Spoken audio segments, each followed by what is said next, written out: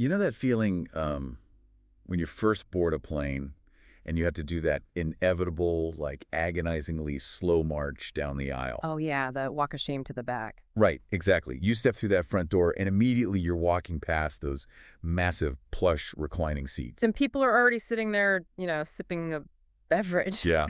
They're settling in with all that leg room, and you really can't help but look at them with a little bit of envy before you head back to row 38. I mean, it is a very universal, very specific kind of envy. The spatial divide right there in the cabin is just impossible to ignore. It's so physical and visible. It feels like a completely different world. But, while we're all looking at those wider seats and thinking purely about the comfort, Which is great comfort, to be fair. oh, absolutely. But what's actually happening behind the scenes, like behind that little metaphorical curtain, is this fascinating story of shifting human behavior, broken algorithms, and incredibly high-stakes financial strategy. Yeah, we tend to look at the front of the plane simply as an upgrade in comfort. But for the airlines, they are no longer just selling transportation up there. Right. In that premium cabin, they are managing a highly volatile, highly profitable microeconomy. Which brings us to the mission for today's deep dive. We have this piece of research from McKinsey, published in June 2026, that dissects the evolving economics of airline premium cabins. It's a great read. It really is. So we are going to unpack exactly why the front of the plane has become the ultimate profit engine for airlines and why managing these high-value seats is suddenly causing revenue teams massive industry-shifting headaches.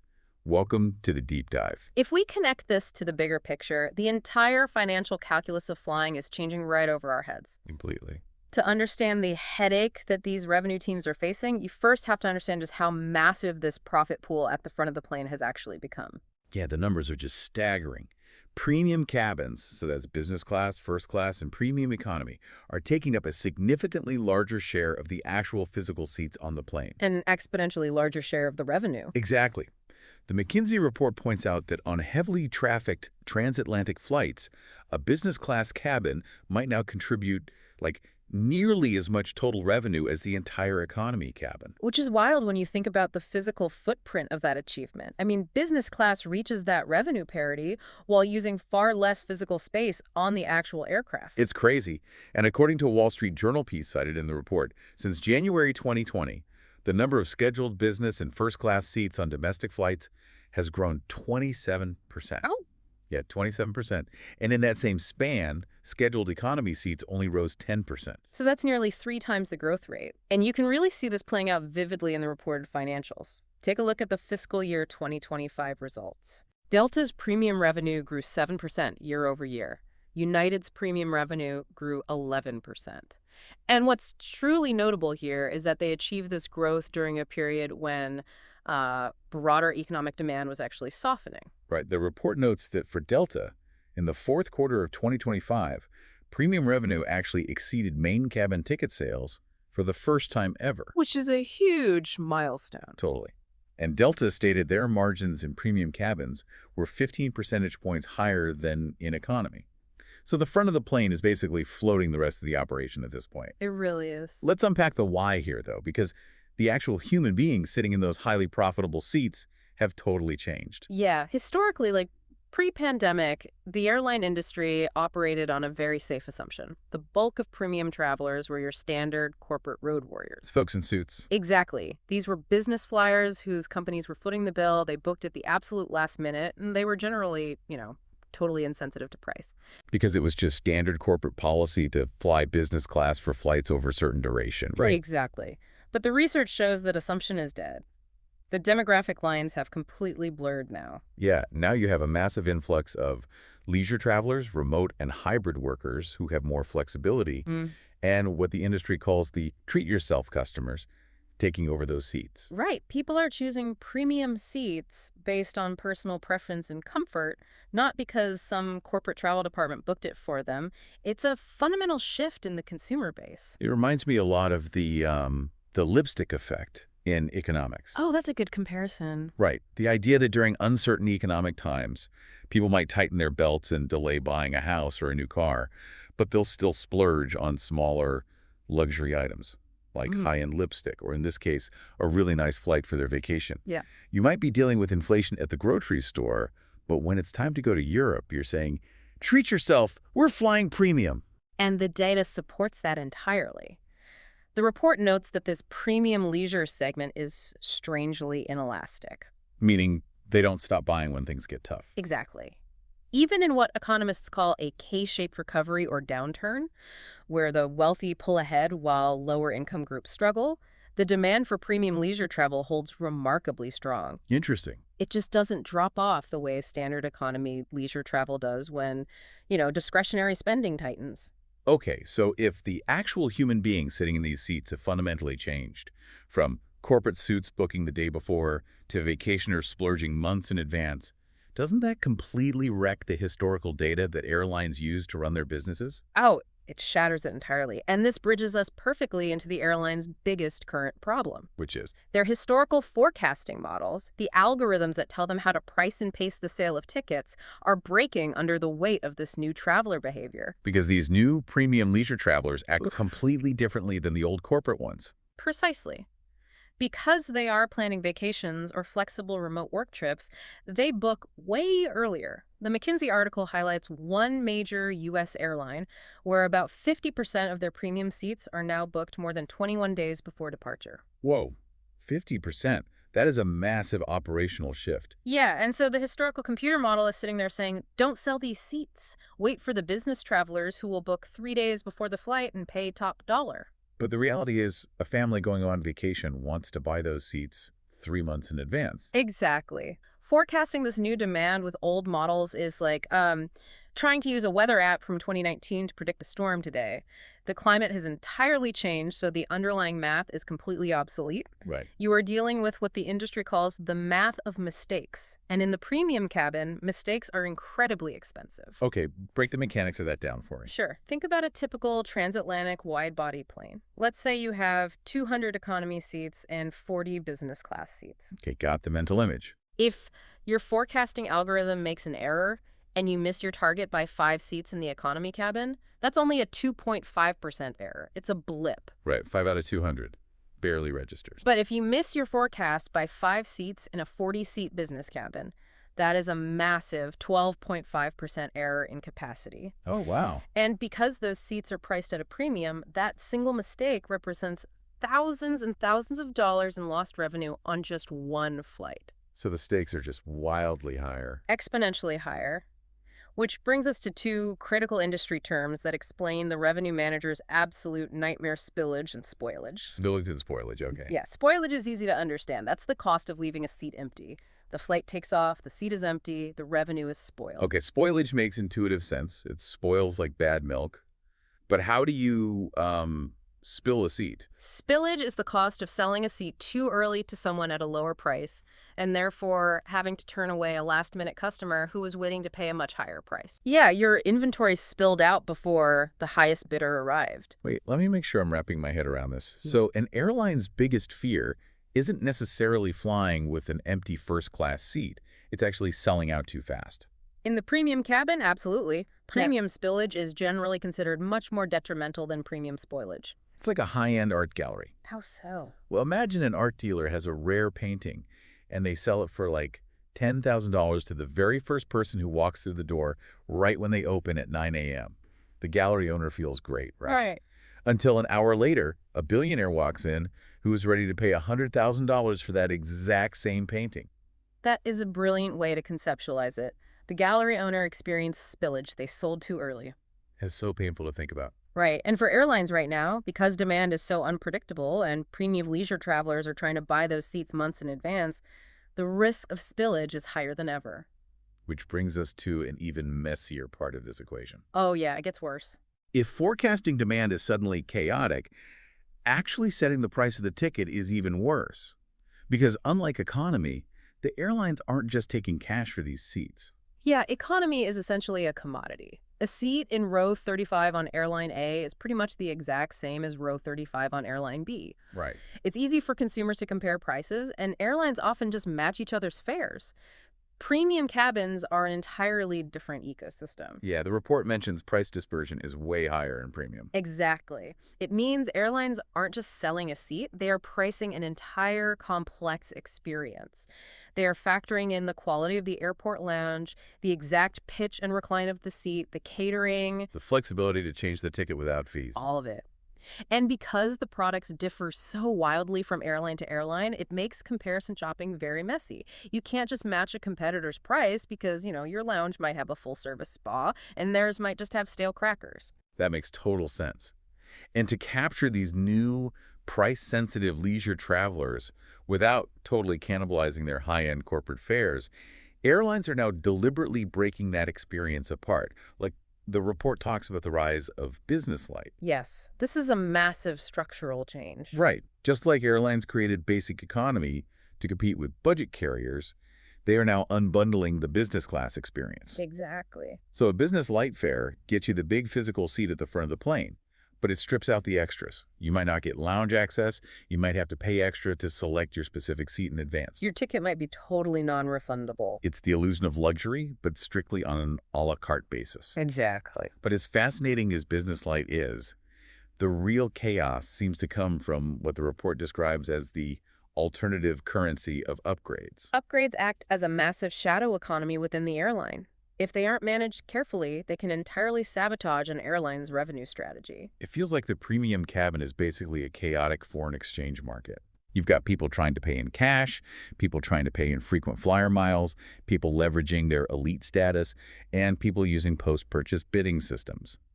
All of these currencies are trading at different, invisible exchange rates that constantly fluctuate. And the central bank, which is the airline, is struggling to keep the inflation in check. Right. The problem is cannibalization. If an airline panics because their old forecasting model says, hey, we aren't going to sell these seats, they might release a bunch of those seats as reward inventory for frequent flyers, like 6 months before the flight. And then 3 months later, the treat-yourself leisure traveler comes along with real cash, ready to buy, and the seats are already gone to someone who paid with miles. Exactly. The reward seats cannibalize the cash sales. And it gets even more complicated because different departments within the airline have entirely different incentives. The report highlights this internal corporate clash, which I thought was fascinating. Yeah. You have the revenue management team, whose entire job is to maximize the dollar value of every single seat. But then you have the corporate sales team. Right. And the corporate sales team is focused on long-term relationships. They are out there negotiating massive, multi-million-dollar annual contracts with Fortune 500 companies. Yeah.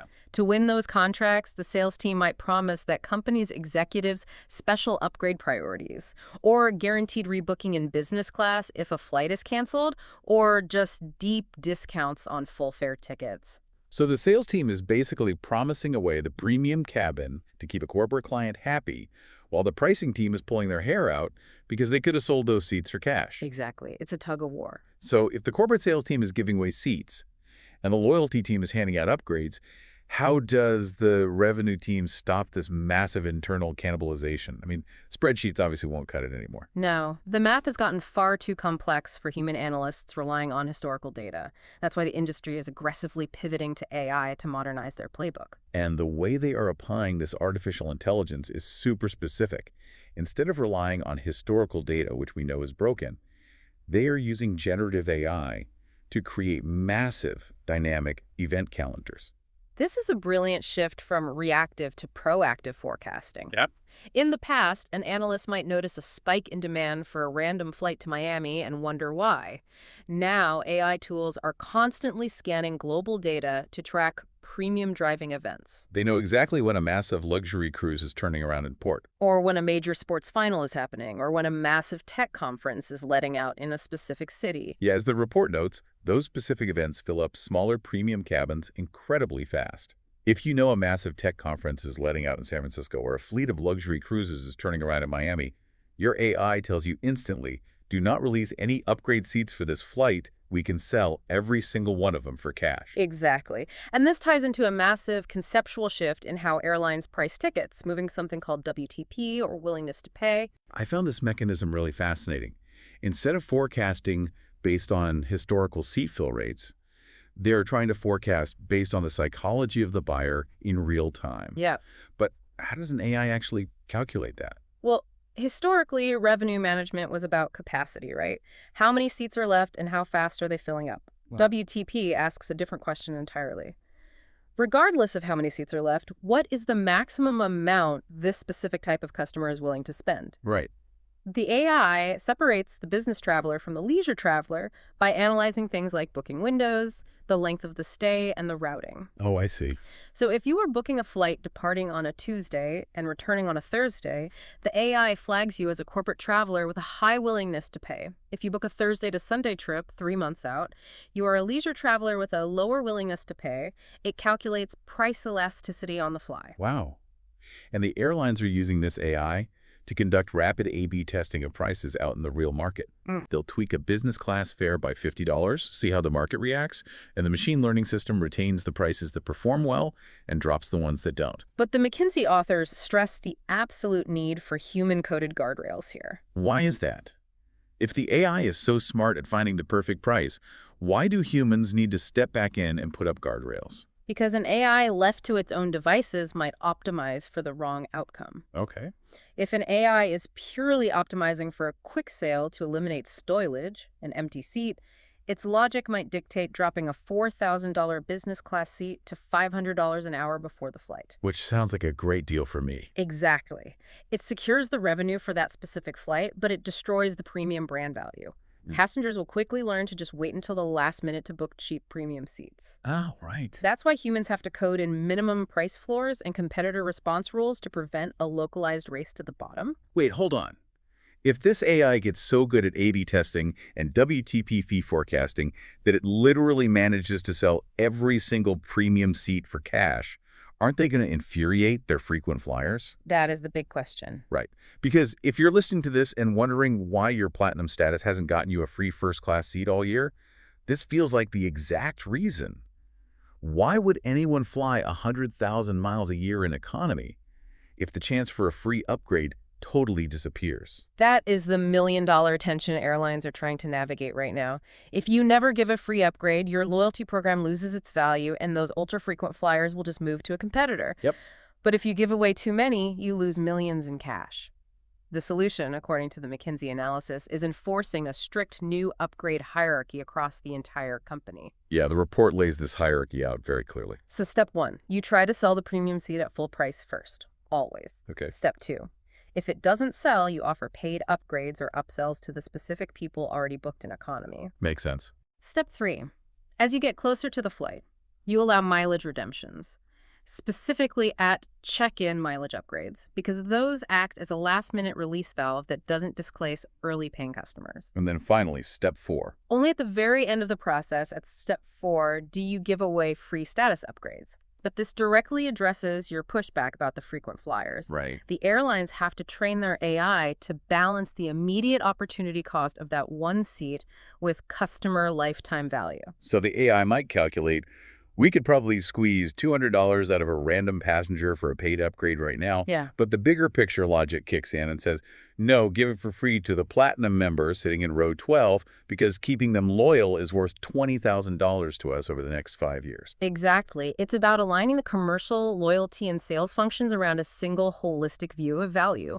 The airlines that win this space will be the ones who figure out how to perfectly balance that immediate cash grab with the long-term lifetime value of surprising and delighting a loyal customer. You can't just be a ruthless algorithm. You still have to run a hospitality business. Well, to bring this all back to you, the listener, the next time you step onto a plane and do that walk past the wide seats, you now know you aren't just looking at a predictable corporate perk anymore. Definitely not. You're looking at a highly volatile, leisure-driven profit engine.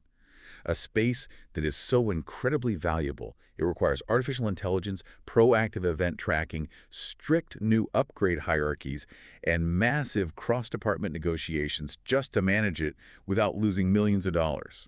It really is an incredibly complex algorithmic microeconomy playing out right there in the first 5 rows of the aircraft. Which leaves us with a final, slightly provocative thought to mull over. As airlines continue to invent concepts like business light, Right. as they aggressively unbundle all the perks we used to associate with premium travel just to capture more of those price-sensitive leisure flyers, Will the traditional concept of a unified, exclusive luxury cabin eventually disappear entirely? The unbundling trend certainly points in that direction. Are we moving toward a future where the front of the plane feels less like an exclusive club behind a curtain and more like an a la carte menu where everyone simply buys exactly the amount of comfort they can afford? Yeah. One person has the big seat but no lounge access. The person next to them has the lounge but no checked bag. Next time you board and do that walk past row 2, take a look around. The curtain might still be there, but the math and the machinery operating behind it is completely changed.